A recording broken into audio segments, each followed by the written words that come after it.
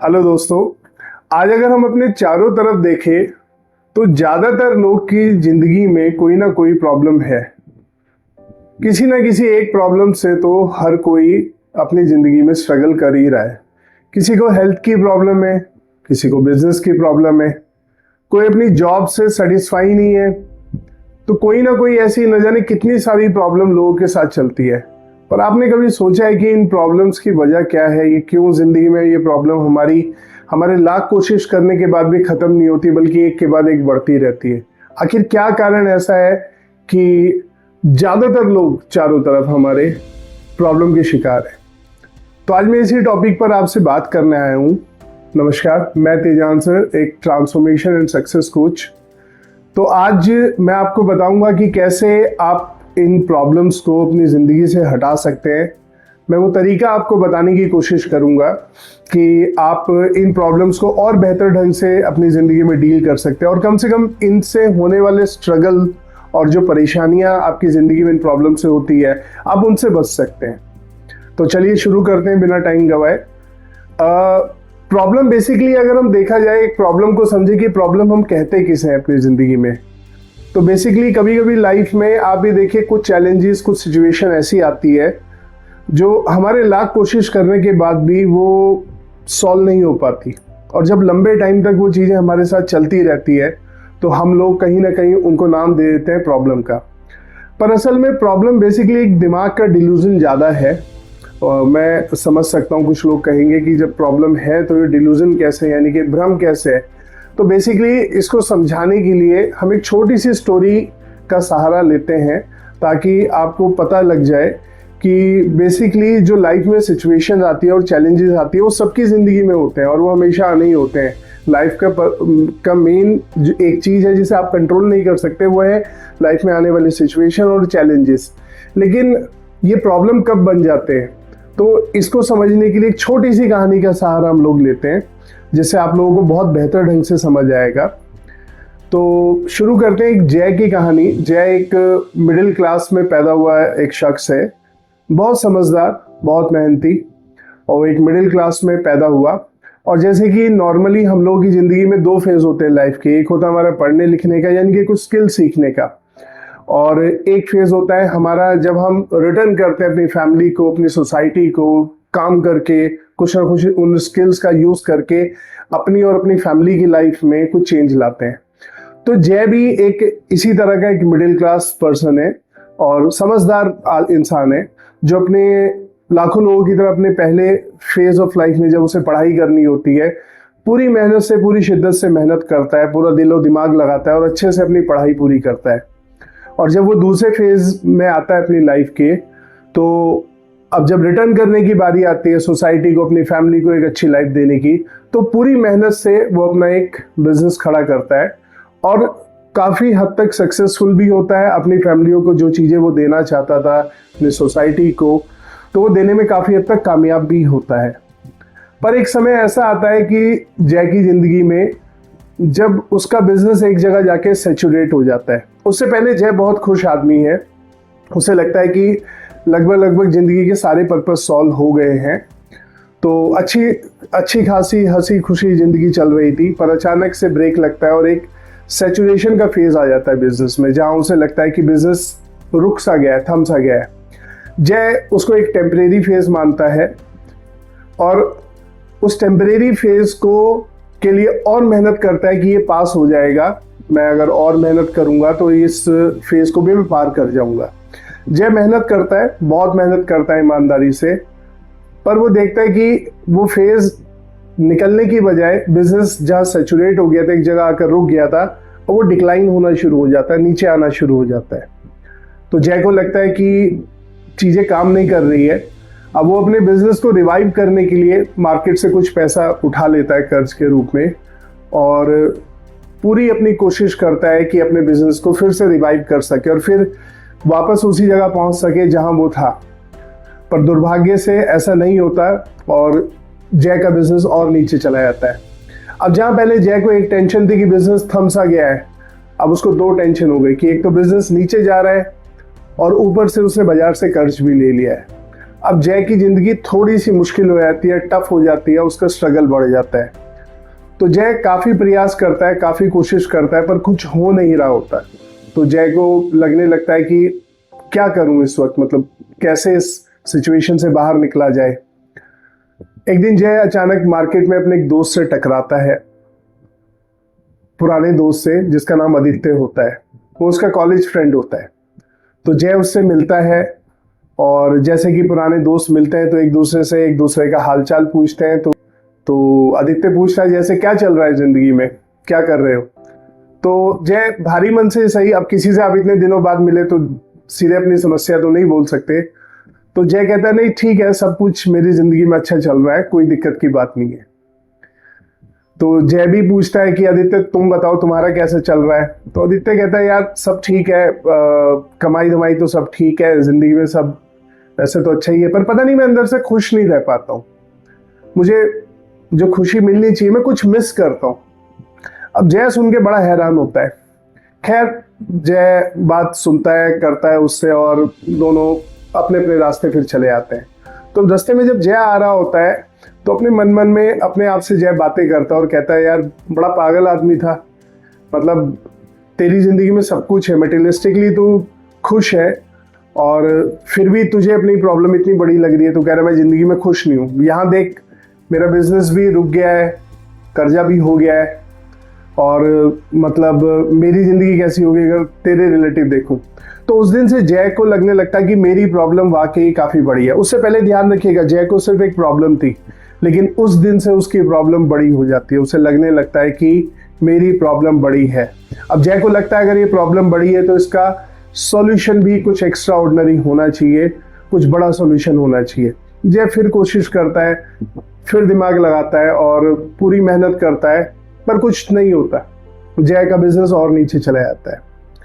तो जय एक जगह आके लाइफ के ऐसी स्टेज में पहुंच जाता है जहां वो कंफ्यूज फील करने लगता है, गुम फील करने लगता है कि शायद मैं नहीं समझ पा रहा हूँ कि सिचुएशन से बाहर निकलने के लिए क्या करना है। तो ऐसे जय एक दिन अपनी फैक्ट्री में काम कर रहा होता है। अचानक से उसका एक और दोस्त पुराना आता है, उसका नाम होता है रवि। अब जब रवि जैसे मिलने आता है, जय और रवि दोनों अच्छे दोस्त रहे होते हैं एक समय में। तो जय बड़ा खुश होता है अपने पुराने दोस्त को देख के, और लेकिन वो साथ में ये भी देख लेता है कि रवि के चेहरे पे कुछ परेशानी है, और वो ये भाग जाता है देख के। खैर वो रवि से बात करता है, बैठाता है उसे और अच्छे से ग्रीट करता है, और फिर कहता है कि रवि मुझे ऐसा क्यों लग रहा है कि तुम परेशान हो, तुम्हारे चेहरे से पता लग रहा है। तो रवि उसे बताता है हाँ तुमने सही पकड़ा, मैं परेशान ही हूँ और थोड़ा प्रॉब्लम में हूँ। तो जय जैसे एक अच्छा दोस्त होता है, और जय मैंने शुरू में कहा एक अच्छा इंसान भी है, पूछता है क्या हुआ, मतलब क्या दिक्कत है। तो रवि कहता है यार 2 साल पहले मेरे फादर को कैंसर डिटेक्ट हो गया, और डॉक्टर्स ने अब मना कर दिया है। हमारे पास तुम्हें पता है एक घर था पुराना पुश्तैनी, वो भी बिक गया यार। मैं पहले जॉब बाहर करता था, मुझे फादर के कारण अपनी जॉब भी छोड़ के आना पड़ा, और अब मैं यही काम करता हूँ। और डॉक्टर जवाब दे चुके हैं, मना कर चुके हैं कि आपको इनकी जितनी सेवा करनी है आप कर लीजिए, पर इनका बचना मुश्किल है। तो जय सुन के बड़ा परेशान होता है, पर रवि के जो एक्सप्रेशंस होते हैं वो वैसे ही रहते हैं जैसे वो आया था। वो कहते नहीं ठीक है यार, हमने इस बात को एक्सेप्ट कर लिया है। तो जय पूछता है अब क्या परेशानी है। कहते हैं अभी मुझे यार थोड़ी तुमसे एक मदद की ज़रूरत है, मुझे फादर को अपने हॉस्पिटल लेके जाना है। तो जय कहता है कि अभी तो तुमने बताया डॉक्टर्स ने जवाब दे दिया है। कहते हैं हाँ वो ठीक है, लेकिन जब तक फादर जिंदा है तो हमारे परिवार ने एक बात डिसाइड की है कि हम लोग उनके अगर एक दिन के पेन को भी कम कर सकते हैं, और उसके लिए हम जो भी कर सकते हैं वो करेंगे। जय सुन के बड़ा हैरान होता है, और कहीं ना कहीं उसके मन में कुछ सवाल चलने शुरू हो जाते हैं जिनका हम बाद में जिक्र करेंगे। तो जय कहता है कि ये तो बहुत अच्छी बात है। कहता है देखो यार हमें पता है ये जंग तो हम हारने वाले हैं, हमने भी एक्सेप्ट कर लिया है, हमारे फादर ने भी कर लिया है, पर अब हमारी जंग इस बात की नहीं है कैंसर को ठीक करने। हमारी बात है कि इनकी ज़िंदगी में हम एक दिन अच्छा कैसे और गुजार सकते हैं, बस उसी में अभी मुझे लेके जाना है उनको, और थोड़ी मदद की ज़रूरत थी।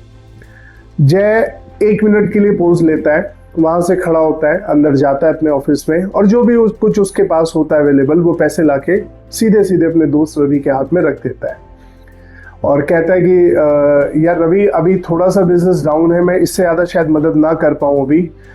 तो रवि जय से कहता है कि नहीं यार, ये मदद भी काफ़ी है और ये भी बहुत मतलब इस वक्त काफ़ी बड़ी हेल्प होगी, ये छोटी हेल्प नहीं होगी। जय कहता है तुम इसे वापस करने की टेंशन मत लेना, तुम जो कर रहे हो बहुत अच्छा कर रहे हो और एक बहुत नोबल कॉज है कि मतलब ना केवल ये कि अपने घर के लोगों का सब ध्यान रखते हैं, लेकिन जो तुम्हारा इस वक्त दिमाग में है कि ठीक है डॉक्टर्स ने गिव अप कर दिया है, पर अगर हम इनकी जिंदगी का एक दिन भी अच्छा कर सकते हैं, एक दिन इन्हें आराम दे सकते हैं, उसके लिए भी हम लड़ेंगे। तो मुझे बड़ी खुशी हुई, और तुम नहीं जानते हो कि तुम यहाँ मदद मांगने नहीं, मेरी मदद करने आए थे, एक फरिश्ते की तरह तुम आए हो। रवि कंफ्यूज हो जाता है कि जय क्या कह रहा है। जय मुस्कुराता है और कहता है कोई नहीं, तुम जाओ पापा को देखो और फिर मिलते हैं। तो रवि वहां से चला जाता है।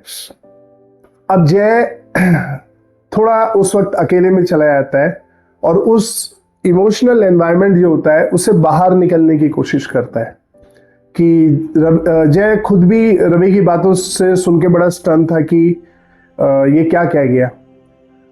तो जय जब आराम से बैठ के सोचता है तो उसे एक बात का एहसास बहुत क्लियर हो जाता है, वो बहुत अच्छे से समझ जाता है कि असल में हमारा दिमाग जिन बातों को बड़ा कहता है जरूरी नहीं है कि वो बड़ी हो। जैसे जब जय आदित्य से मिला था तो उसे लगा था कि मेरी प्रॉब्लम इससे बहुत बड़ी है, और उस दिन से कहीं ना कहीं जय अपने आप को विक्टिम मानने लगता है और अपनी प्रॉब्लम क्योंकि उसे बड़ा लगने लगा था तो उसके बड़े बड़े सॉल्यूशन ढूंढने के चक्कर में वो और नुकसान कर बैठता है। तो ये बात जय अच्छे से समझ जाता है। दूसरी बात, रवि की प्रॉब्लम देखे जय को लगा मेरी प्रॉब्लम कुछ नहीं है। तो यानी कि प्रॉब्लम का बड़ा होना ना होना ये केवल दिमाग का खेल है। जब हम बाहर एक्सटर्नली देखते हैं तो हमें ऐसा लगता है कि हमारी प्रॉब्लम शायद इससे बड़ी है, इससे छोटी है, हम लोग ये कंपैरिजन करते हैं, जबकि कायदे में प्रॉब्लम की बजाय हम ये कहें कि लाइफ की कुछ सिचुएशन होती है, कुछ चैलेंजेस होते हैं, ठीक है, जिनका लाइफ में हमेशा एक पर्पस होता है आने का, और उसको हम बड़ा और छोटा बना के अपनी प्रॉब्लम बढ़ाते हैं। और ये सारा काम करता है हमारा दिमाग, ये सब काम हमारा दिमाग करता है। और जय ये बहुत अच्छे से समझ जाता है कि दिमाग का खेला है भाई, ये सारा खेला दिमाग का है। दूसरी बात, जय को एक चीज बहुत अच्छे से समझ आ जाती है, जैसे उसने आदित्य के टाइम पे अपने आप को मान लिया था कि मेरी प्रॉब्लम बहुत बड़ी है और इसका कुछ बड़ा सॉल्यूशन होना चाहिए। तो जय को लग जाता है कि सॉल्यूशन का बेसिकली प्रॉब्लम के बड़े छोटे होने से कोई लेना देना नहीं है, क्योंकि उसने रवि की बात से एक बात सीखी कि इसके फादर डेथ करने वाले हैं। या तो ये सोच लेता है रवि कि जब डेथ होने वाली है तो हम एफर्ट क्यों करें, और कहीं ना कहीं उसकी बॉडी लैंग्वेज, उसके इमोशनल स्टेट में ये बात आ जाती। लेकिन उन्होंने चूज किया, अपने आप इंटेंशनली चूज किया कि अगर हम अपने फादर को एक दिन भी अच्छा दे सकते हैं तो हम उस दिन को अच्छा करने की कोशिश करेंगे, ना कि ये कोशिश करेंगे कि आगे हमें हारना ही है तो हम अभी से हथियार डाल दें। तो इसका मतलब ये है कि कुछ लड़ाई के लिए आपको अपने सोचने के तरीके को, अपनी चॉइसेस को बदलना पड़ता है। तो जय को भी ये लगा कि मैं करंट जिस सिचुएशन से गुजर रहा हूं, बिजनेस की परेशानी से, कर्ज से, तो मेरे दिमाग में हमेशा, क्योंकि वही चलता रहता है और उसी के बेस पे मुझे लगता है कि ऐसे जब काम ही नहीं चलेगा तो कर्ज कैसे चुकेगा, हमेशा यही चलता रहता है। तो मेरे एफर्ट में भी जब मैं कोशिश करता हूं यही बात रहती है कि मैं कुछ बड़ा ढूंढ लाऊं कि सारा कर्ज खत्म हो जाए और काम शुरू हो जाए। तो उस बड़े के चक्कर में मैं जो सबसे छोटे काम है, यानी कि छोटे छोटे कदम बढ़ा के इन प्रॉब्लम्स को खत्म कर सकता हूं, मेरा ध्यान उस तरफ नहीं रहता, क्योंकि जब मुझे पूरा सॉल्यूशन नहीं मिलेगा तो मैं छोटे स्टेप्स नहीं उठाता हूं। तो जय इतना समझ जाता है कि सॉल्यूशन सिंपलिसिटी में है, बिल्कुल सिंपल रखने में, चीजों को कॉम्प्लेक्स करने में नहीं है। अपनी प्रॉब्लम को कॉम्प्लेक्स करने से कभी सॉल्यूशन नहीं मिलेगा, सॉल्यूशन मिलेगा चीजों को सिंपल रखने से। तो अगर प्रॉब्लम की बजाय मैं इसको एक अपने सामने चैलेंज समझूं और इस चैलेंज को स्टेप बाय स्टेप में मीट करने के लिए, इसको खत्म करने के लिए अगर मैं कदम उठाऊं तो शायद ये सिचुएशन हैंडल करना मेरे लिए आसान होगा। यहां से जय का एक माइंडसेट चेंज हो जाता है। तो दोस्तों, इस कहानी के जरिए मैं आपको ये बताना चाहता था कि आप जिस भी चीज से लाइफ में स्ट्रगल कर रहे हैं, वो बिजनेस है, जॉब है, कर्जा है या फिर हेल्थ रिलेटेड इशू है, तो पहले तो सबसे पहला काम, आपके दिमाग ने जो आपको ये बता दिया है कि आपकी प्रॉब्लम बहुत बड़ी है, आप पहले इससे बाहर आइए। सबसे पहला काम आपको ये करना है कि इसको रिलेटिवली, क्योंकि आप सॉल्यूशन बाहर ढूंढ रहे हैं, सॉल्यूशन अंदर नहीं ढूंढ रहे, तो आपको हमेशा बाहर कंपैरिजन फील होता है, किसी से बड़ी लगती है, किसी से छोटी लगती है प्रॉब्लम। और यही सारी वजह है जिस कारण से आप पहले हफ्तों गुजरते हैं, फिर महीनों गुजरते हैं और फिर सालों तक एक ही प्रॉब्लम में अटके रहते हैं। ठीक है, जबकि ऐसा नहीं होना चाहिए था, पर होता ऐसा ही है, ये तो आप भी मानेंगे। तो दोस्तों, प्रॉब्लम को बड़े छोटे करने से आपका केवल बोझ बढ़ेगा, आपका उस प्रॉब्लम से निकलने का टाइम और बढ़ेगा। तो मैं कुछ बेसिक रूल आपको बताऊंगा जिनसे आप लोग अपनी लाइफ में आने वाली इन प्रॉब्लम्स को से, इन स्ट्रगल से, इनको एक मौका बना सकते हैं अपने आप को आगे बढ़ाने का। यानी कि अपनी प्रॉब्लम्स को अपने लिए अपॉर्चुनिटी बनाइए जिससे आप और बेहतर होके निकले और अपनी जिंदगी में और ज्यादा ग्रोथ कर सके। और बहुत सिंपल है, देखिए, आपको कॉम्प्लेक्स सॉल्यूशंस की जरूरत नहीं है। तो पहला एक थंब रूल ध्यान रखिए हमेशा कि आपको वरी नहीं करना है, चिंता नहीं करनी है। जैसे कहा जाता है ना, चिंता नहीं चिंतन करना है, चिंता तो चिता के समान है। तो आपको चिंता में नहीं पड़ना है, चिंतन में पड़ना है, यानी कि इंट्रोस्पेक्ट करना है कि कहाँ गलत हो रहा है, क्या हो रहा है। तो एक दोनों में देखिए फर्क क्या है। चिंता, जरूरत से ज्यादा चिंता करना एक नेगेटिव इमोशंस लेके आता है लाइफ में, माइंडसेट को नेगेटिव करता है। और वहीं चिंतन करने में एक उम्मीद जगती है कि हम कुछ पॉजिटिव स्टेप उठा सकते हैं। ठीक है, अब मैं इसको बिल्कुल एक सिस्टमैटिक तरीके से आपको एक अप्रोच बताऊंगा, जिस अप्रोच को आप अपनी जिंदगी में अगर लगाएंगे तो आप उन प्रॉब्लम्स का बेहतर ढंग से मुकाबला कर पाएंगे। इनफैक्ट जैसे मैंने कहा, इन प्रॉब्लम्स को ही आप अपने आगे बढ़ने की अपॉर्चुनिटी बना पाएंगे।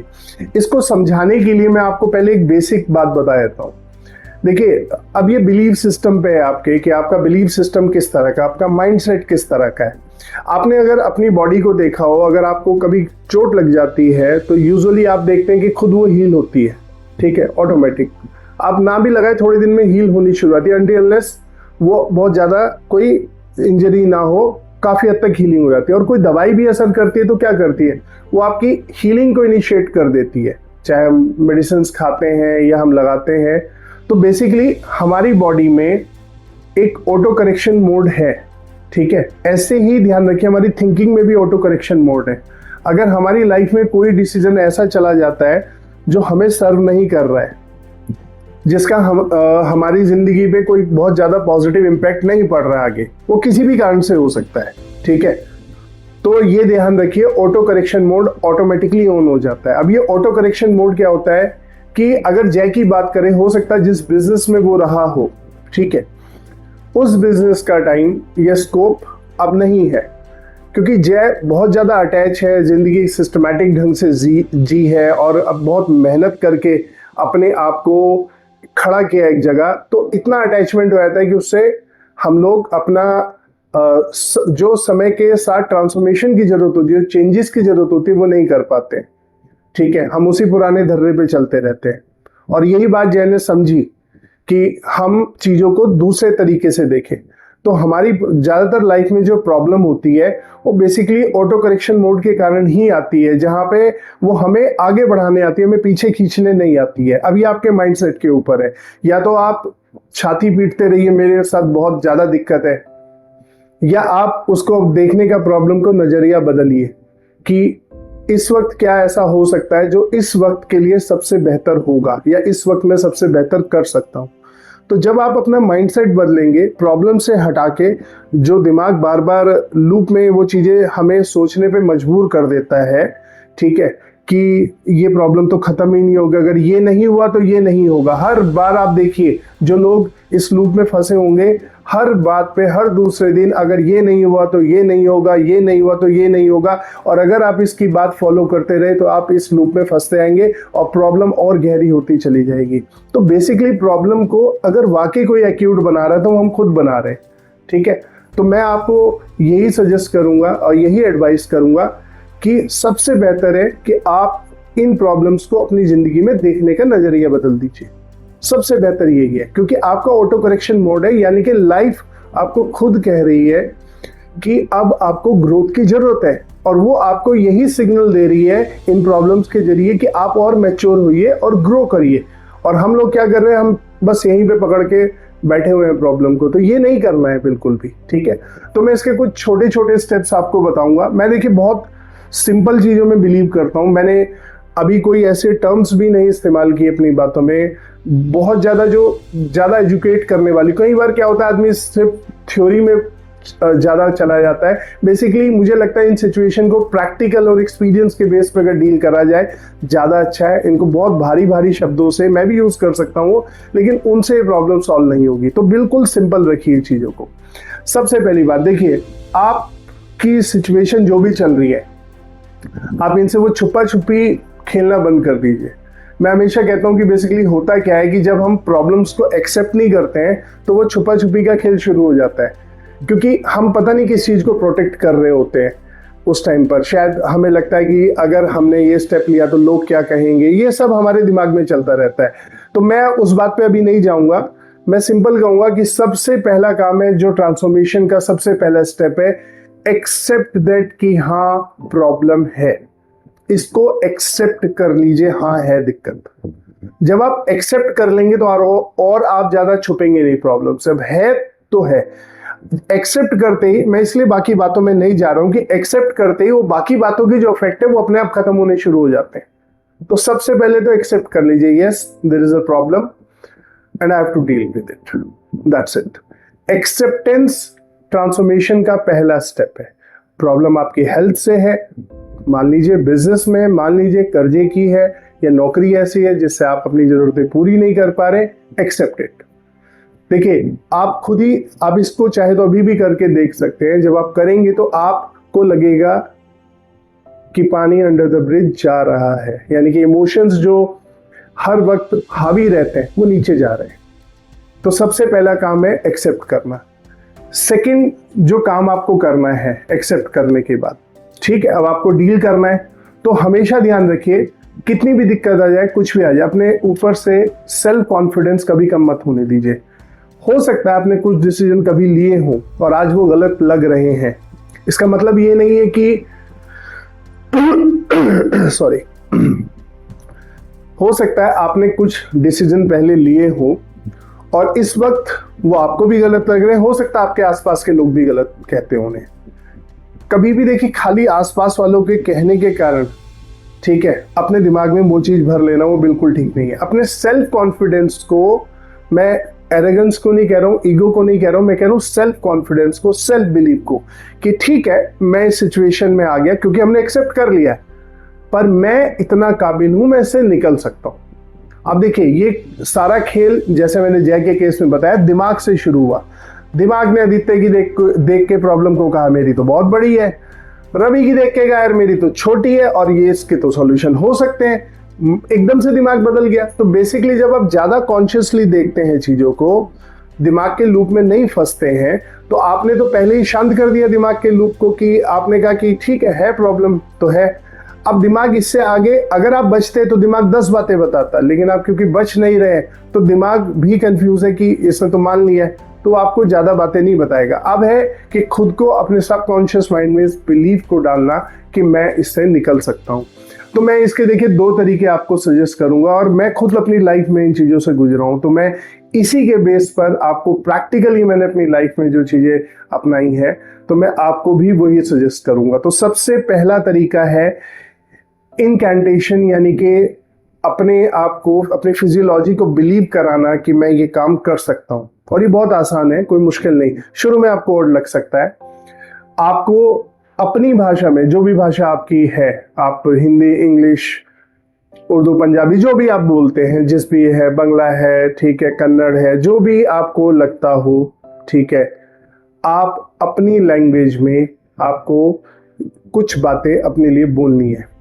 जैसे मैं सिंपल हिंदी और इंग्लिश में बता दे रहा हूँ। जैसे हम कहते हैं यस आई कैन, लेकिन इसको ऐसे नहीं बोलना, इसको ऐसे बोलना है कि आपके लंग्स से निकले।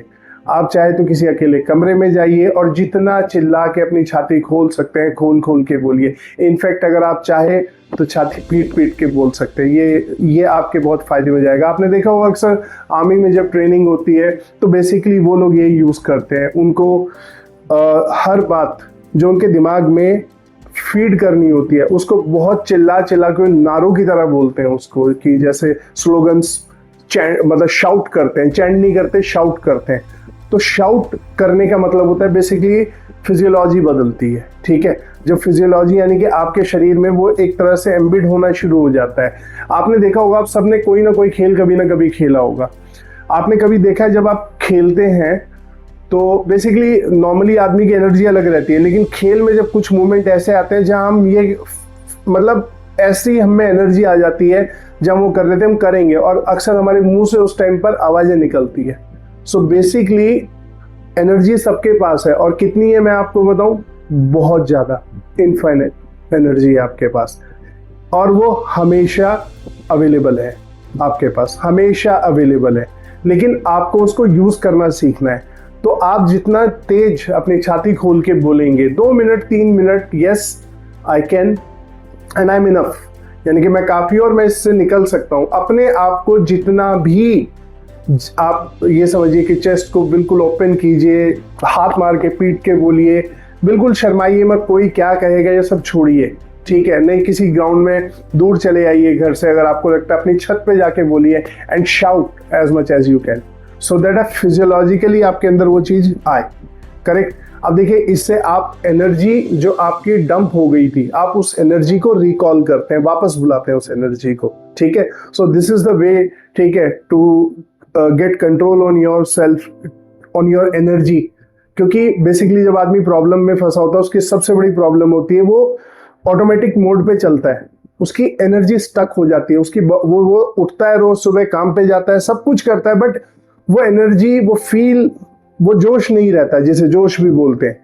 ये आपका वो वापस लाएगा और आपके सबकॉन्शियस माइंड को लगातार सिग्नल देता है, आई वांट दैट, ठीक है। तो पहला जो आपका सेकंड स्टेप हो गया, पहला तो हमारा है acceptance of the problem, second step है कि आप अपनी फिजियोलॉजिकल चेंज करेंगे एंड यू अपने उस बिलीव सिस्टम को रीइग्नाइट करेंगे, दोबारा से जगाएंगे कि यस आई कैन, ठीक है। देखिए, गलतियां होना सफलता की सीढ़ी है, जानबूझ के गलती करने को नहीं कह रहा हूं। अगर आपके सब कुछ सही करने के बाद गलत हो रहा है तो इसका मतलब life, God, whatever you call that, वो आपको कुछ और चीज चाहता है, आपके बदलाव जिंदगी में, तो आप उसको बिल्कुल इस तरीके से लीजिए। Third step, which is a very very important step, कि आप किसी शांत जगह बैठें, जिस टाइम ये आप करें, उसके बाद आप अपने आप को बैठें, स्टिल करें आराम से, और कोशिश करें अगर आप ब्रीथ कर सकते हैं 4 सेकंड का इनहेल, ठीक है, जिसे बॉक्स ब्रीथिंग भी कहा जाता है, और 4 सेकंड का एक्सहेल। 4 सेकंड इनहेल और 4 सेकंड एक्सहेल। तो नाक से सांस लेनी है, मुंह से छोड़नी है, सिंपल, या जो भी आपको ब्रीदिंग टेक्निक पसंद हो। तो कम से कम 10 सेट उसके करें आप, 10 बार इनहेल 10 बार एक्सहेल करें, ताकि आपका हार्ट सर्वाइवल मोड से निकले, ठीक है। यानी कि हमारा बेसिकली हम स्टक हो जाते हैं यहाँ से भी, जैसे मैंने कहा ना कि हमें बाहर नहीं सॉल्यूशन ढूंढना है, अंदर सॉल्यूशन ढूंढना है। You can control outside environment but you can control the environment inside you, तो इसको कंट्रोल करना है, ठीक है। तो हम लोग अपनी कोशिश करेंगे, एनर्जी को रिकॉल कर लिया, अब इसको चैनलाइज करना है एनर्जी को सही से। तो स्टिलनेस चाहिए ताकि हम इस एनर्जी का सही यूज कर सके। ऐसे नहीं कि आग लग गई है और हम गए और ये सामान दुकान पे गए अपनी उठा के ये कर दिया, ये नहीं करना है। इसको चैनलाइज करना है, प्रॉपर कंट्रोल रखना है, और पूरे दिन हमारे अंदर होनी चाहिए। तो अब आप बैठेंगे, बॉक्स ब्रीदिंग करेंगे, और उसके बाद आप स्टिलनेस में जाएंगे और मैं आपको बहुत आसान तरीका बता रहा हूँ, आपके 2-3-4 मिनट से ज़्यादा नहीं लगेंगे इन सब में, मैक्सिमम 2 मिनट ब्रीदिंग में लगेगा। आप स्टिल बैठ जाए आंख बंद करके और कोशिश करें ना सोचने की, ठीक है। उस वक्त सोचे ना, मैं बहुत कॉम्प्लिकेटेड, जो लोग मेडिटेशन करते हैं उनको पता है मैं क्या बताने वाला हूं, पर जो नहीं भी करते हैं उनके लिए कोई कॉम्प्लिकेटेड नहीं है। आपके अंदर एनर्जी आ चुकी है, अब आपने बस उसको फील करना है अपनी बॉडी में कि वो एनर्जी ऊपर से नीचे जा रही है बॉडी में, नीचे से ऊपर जा रही है, उस एनर्जी पे ध्यान रखिए। और अगर एनर्जी आपको फील नहीं हो रही उस टाइम अभी, तो अपनी जो ब्रेथ आप लेते हैं और छोड़ते हैं, एक तो है आपने ब्रीदिंग एक्सरसाइज की, एक है आप नॉर्मल भी ब्रीथ करते रहता है और जैसे आंख बंद करेंगे आपको पता लगेगा आप ब्रीथ कर रहे हैं। तो उस ब्रीथ पे फोकस रखिए तकरीबन 1 मिनट या 40-45 सेकेंड। तो थोड़ा आप स्टिल हो जाएंगे और जिस वक्त आप स्टिल हो जाए उस वक्त अब आपने जो काम करना है वो बड़ा इंपॉर्टेंट है। एक जिंदगी से आपकी जो रिक्वायरमेंट है, जो आप चाहते हैं जिंदगी से, बाहर देख के नहीं, जो आप चाहते हैं, हमेशा ध्यान रखिए इस काम में 90% लोग वो फेल होते हैं जो बाहर देख के मांगते हैं। आपको एग्जैक्टली क्या चाहिए? आप चाहते हैं आपका अच्छा घर हो, आपको अंदर से वो चाहिए, क्योंकि आप ध्यान रखिए आप अपने अंदर अपने आप को बेवकूफ़ नहीं बना सकते। तो अगर आपका वो सिस्टम में नहीं है, उसकी रिक्वायरमेंट नहीं चाहते हो और आप किसी को देख के मांग रहे हो या जेलसी में मांग रहे हो, ये काम नहीं करेगा। तो बेहतर है इस एक्सरसाइज को करने से पहले आप एक बार आराम से अपने सोच ले मुझे क्या चाहिए इस वक्त, और डर से नहीं सोचना। अगर आपके बिजनेस में कर्ज हो गया है तो आप ये नहीं सोचेंगे, जो स्पेशली जिन पे कर्ज है, कि मुझे कर्जा देना है। ये फियर का एक काम करेगा, वो और फियर को इग्नाइट करेगा, ठीक है। आप थोड़ी देर के लिए आपको सोचना है अगर मैं इस स्थिति में नहीं होता जिसमें मैं आज हूं तो मुझे क्या चाहिए होता। फिक्टिशियस ऐसे आप इमेजिन करिए। तो हो सकता है कर्ज नहीं होता तो शायद मैं कोई रेस्टोरेंट खोल देता, या मैं एक अच्छा घर बना लेता, या अपने बच्चे को कहीं बाहर पढ़ने अच्छी यूनिवर्सिटी में भेज देता। आपको जो भी आपको अंदर से आपकी इच्छा है एग्जैक्टली आप वो सोचिए। कम से कम 3-4 बातें ऐसी सोच के रखिए जो चाहिए। मैंने पहले ही आपसे कहा अपनी इस आज की स्थिति के कारण उसको हटाने के लिए नहीं सोचना है, बल्कि अगर वो स्थिति नहीं आई होती जिंदगी में तो क्या आप मांगते, उसके लिए सोचना है, ठीक है। और बिल्कुल क्लियर सोचना है, और कम से कम 3 नहीं तो 5 बातें तो सोचनी है जो भी आपको चाहिए। तो जब आप आंख बंद करेंगे ब्रीदिंग के बाद, तो आप उस स्टोरी को विजुलाइज करने की कोशिश करिए। थोड़ी शुरू में दिक्कत होती है लेकिन कोशिश करिए। देखिए आप लोग अपनी प्रॉब्लम के सॉल्यूशन के लिए दाएं बाएं इधर उधर बाबा दादी सब जगह पता नहीं घूमते रहते हैं, नहीं काम करती हैं ये चीजें, और शायद करेंगे भी नहीं। कुछ केस में कर जाती हैं लेकिन ध्यान रखिए हमेशा नहीं करेंगी। मुझे तो नहीं लगता है, ये एक मिथक ज्यादा है। जब तक आप खुद से कुछ नहीं करेंगे तब तक ये चीजें काम नहीं करेंगी। केवल आप ही अपने हालात बदल सकते हैं, ये ध्यान रखिए। सिर्फ और सिर्फ आप बदल सकते हैं। तो मैं बहुत बेसिक बात बता रहा हूं कि इतना तो आप कर ही सकते हैं अपने लिए, ठीक है। आप 5 मिनट जाइए अंदर, ठीक है, आंख बंद करिए। अंदर जाने का मतलब ये नहीं है अंदर को खोद के जाना है, अपने अंदर जाने का मतलब है आंख बंद करनी है, स्टिल हो जाना है और कोशिश करनी है। एक अगर 5 में से एक बात का भी विजुलाइजेशन हो रहा है कि आप घर में हैं, आप एक अच्छे घर को विजुलाइज कर रहे हैं, यानी कि इमेजिन कर रहे हैं, एक अच्छे घर की तस्वीर देख रहे हैं, ठीक है, जैसा आप चाहते थे बनाना, या आप देख रहे हैं कि आपका बच्चा एक बाहर यूनिवर्सिटी में चला गया, उसको विजुलाइज कर रहे हैं कि वो उस यूनिवर्सिटी में जा रहा है, ठीक है। कोशिश करिए कि फ्यूचर में नहीं जाना है, प्रेजेंट में उसको जिए, उस पल को अपना जीना शुरू करिए। यानी कि घर बनेगा नहीं, बन चुका है प्रेजेंट में। अब देखिए होता क्या है इससे, बेसिकली एक तो आपने फिजियोलॉजी चेंज कर दी, एक आपने स्टिलनेस में भी उस बात को दे दिया। तो आप दो तरीके से अपने सबकॉन्शियस माइंड को सिग्नल दे रहे हैं आई एम ओके। तो अब आपका सबकॉन्शियस माइंड कहीं ना कहीं इस चीज को जरूर पकड़ेगा। और सारा खेल देखिए सबकॉन्शियस माइंड का है कि आपने जो स्थिति बना दी थी उसको भी लग गया यही स्थिति है इस आदमी की, और वैसे ही रिजल्ट आपकी लाइफ में आते जाते हैं। आपने देखा होगा जब एक प्रॉब्लम आती है तो उसके बाद दूसरी आती है, फिर तीसरी आती है, फिर चौथी आती है। कभी आपने पैटर्न नोट किया है ऐसा क्यों होता है? और लाइफ में जब खुशियां आती है तो एक मिलती है, फिर दूसरी भी मिलती है, अच्छी न्यूज़ तीसरी भी मिलती है। ऐसा क्यों होता है कि बुरे में बुराई आती है और अच्छे में अच्छाई आती है? तो इसका मतलब जिधर आपका ध्यान है बेसिकली वो सिर्फ प्रॉब्लम प्रॉब्लम प्रॉब्लम 24 घंटे सोते जागते प्रॉब्लम में है। और सबसे बड़ी बात है, मैं इस बात में कहना भी चाहूँगा कि सोते हुए गलत सोचना, उठ के गलत सोचना, इन दो चीज़ों से ज़्यादा आदमी अपने साथ कुछ गलत नहीं कर सकता है।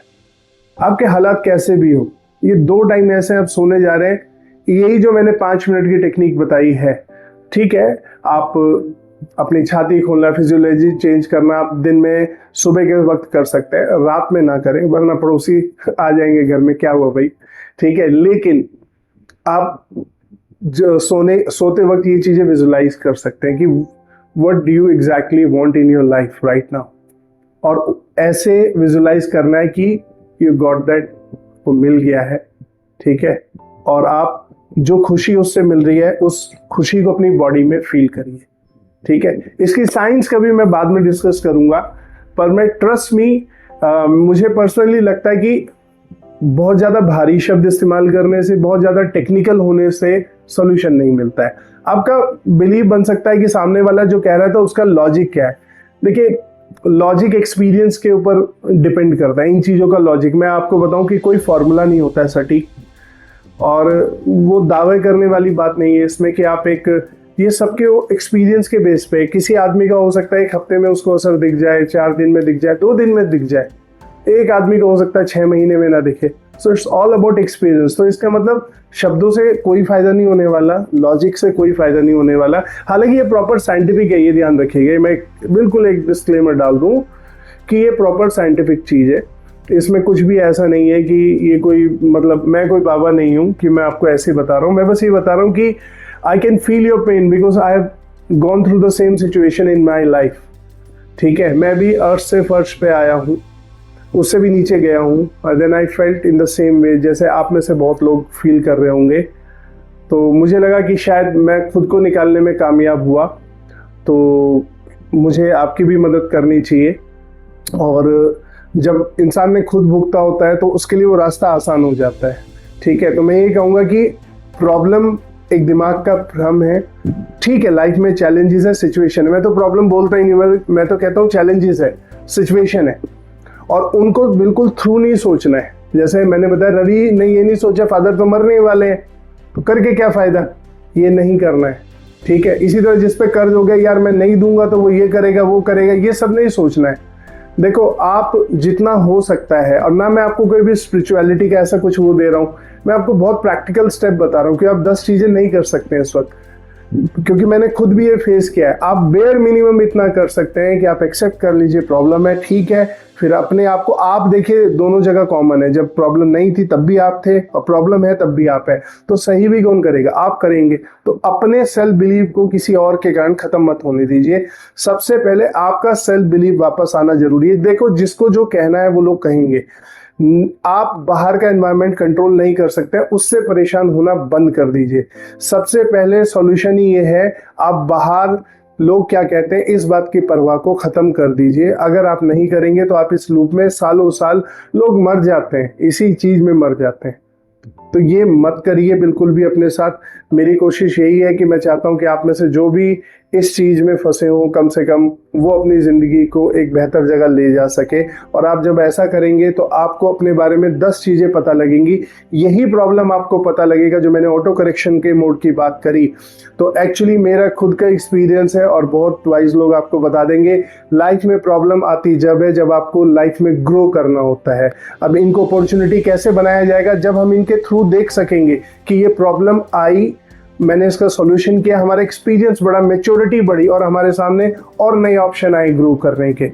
और मैं इसको अपने एक्सपीरियंस से कह सकता हूँ कि प्रॉब्लम आपको बढ़ाने आती है लाइफ में। जो प्रॉब्लम, जिन्हें मैं वैसे अपने नॉर्मल भाषा में इनको प्रॉब्लम्स नहीं कहता हूँ, मैं लाइफ में इनको चैलेंजेस या कुछ सिचुएशन कहता हूँ, जो हमेशा आती रहती है और आती रहेंगी, क्योंकि लाइफ हमेशा चाहती है आप ग्रो करें, ठीक है। यही आपका ज़िंदगी का मेन फंडा यही है कि आपको हमेशा ग्रो कराना है। तो अगर आपको ग्रो करना है तो इन स्टेप्स को फॉलो कीजिए। होपफुली आपको वीडियो पसंद आया हो। अगर आपको वीडियो पसंद आया हो तो लाइक और सब्सक्राइब कीजिए और कमेंट भी करिए। जो लोग इस चीज़ से गुजर रहे हैं वो कमेंट जरूर कीजिएगा, मुझे अच्छा लगेगा। मैं ऐसे और अच्छे वीडियो आपके लिए लेके आता रहूँगा।